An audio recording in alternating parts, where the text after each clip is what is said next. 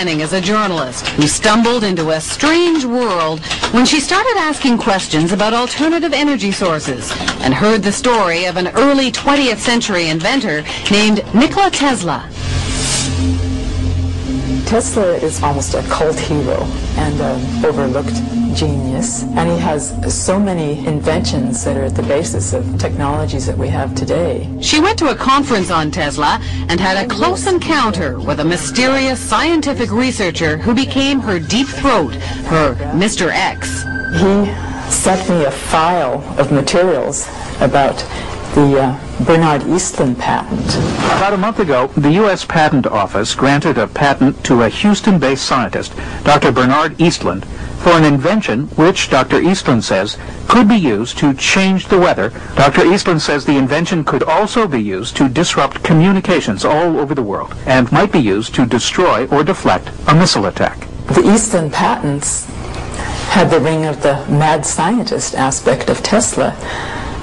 Tesla talked about this Tesla shield around the planet and talked about particle beam weaponry, something called a death ray. Death ray? Jean wasn't sure where all this was leading until Mr. X called again. And he said, the maniacs are actually going to do it up in Alaska. Mr. X's maniacs were in the U.S. Pentagon, and he was convinced they were conspiring to build Bernard Eastlund's Sky Zapper under the guise of a nice little research project deep in the Alaskan bush called H.A.A.R.P.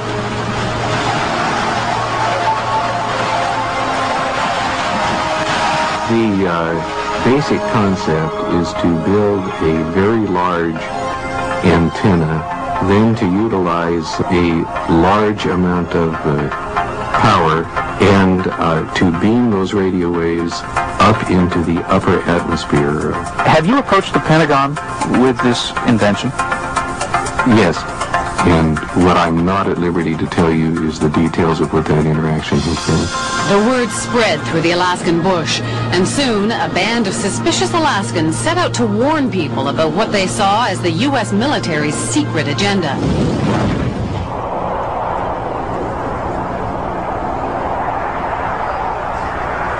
And what you have with H.A.A.R.P. is sort of the universal hammer for geophysical warfare. Nick Begich is the chief conspiracy theorist. So when did you know that you were onto something? I think as soon as I saw the references to Tesla's work, and when I read Bernard Eastlund's original patents, I realized that what we really had here in Alaska was a prototype for a ground-based Star Wars weapon system.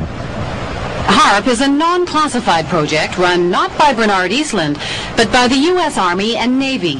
The official H.A.A.R.P. story is told by one man, John H.A.A.R.P. It consists of several types of transmitting instruments and numerous scientific instruments that study the natural ionosphere and the ionosphere that has been perturbed by the instruments that we are building. The ionosphere is a sea of electrically charged particles in the upper atmosphere, and the instrument is a powerful radio wave transmitter. Does it have any military applications? The site itself is strictly a scientific research site. Perhaps the outcome of some of the science, perhaps some of the results, could be applied in a military systems.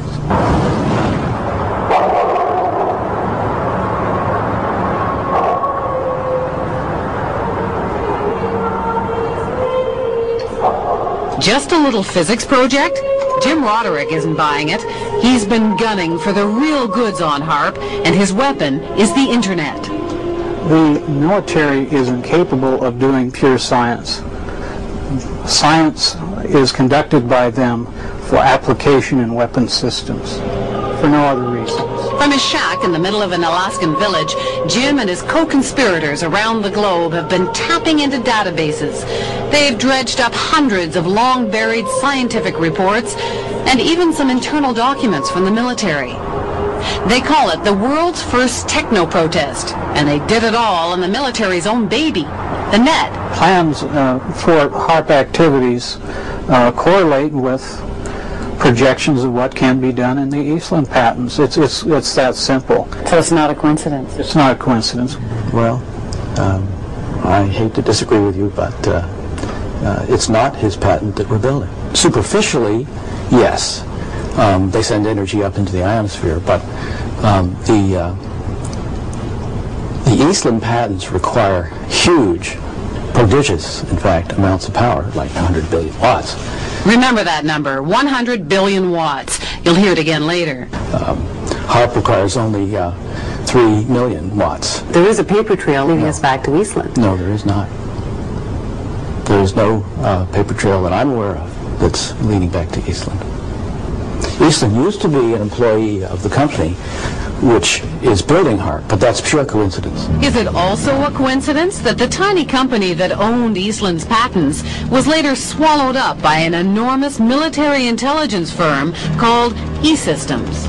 2.1 billion in annual sales, 1.8 billion of that, with a B, was to military intelligence groups, CIA, NSA, and others. And of that, 800 million were black projects, so secret that even the United States Congress didn't know what they were. E-Systems was then swallowed up by Raytheon Corporation.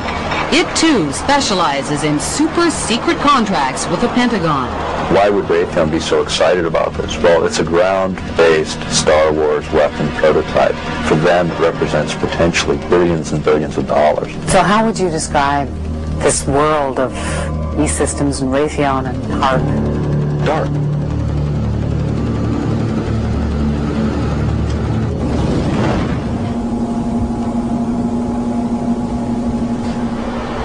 There's a lot of people around here that have a really lot of strange ideas, and I think many of them are pretty bizarre. Michelle Angbrittson keeps the H.A.A.R.P computers from freezing up in between visits from the military scientists. Do you know, do you understand what they're doing here when the scientists come in? You mean when the scientists come in and shoot the beams up?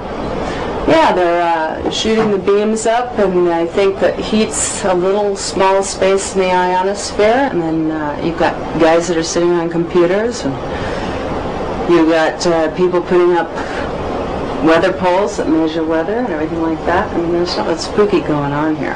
There have been claims made by some scientists that that you could heat up the ionosphere and affect local weather.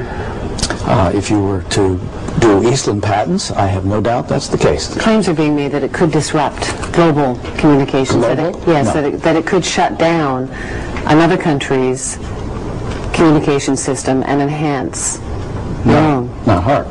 Not H.A.A.R.P in As it is Alaska. now. No. But you couldn't disable any systems?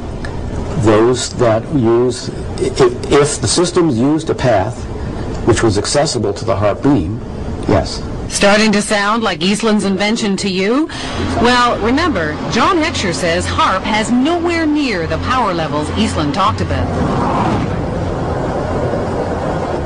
It seems like this entire thing has been a matter of disinformation. Eric Nashlin understands the military. He spent 15 years in the service as a radio engineer.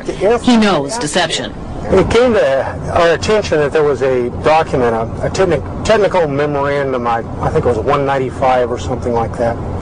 And reading right in the front of it, they said that, bottom line, although this is here, it does not constitute publication. It doesn't exist. It basically doesn't exist. So it was kind of like, wow, here's the document that doesn't exist. We're talking several hundred pages of document that, doesn't exist on a project that is completely unclassified.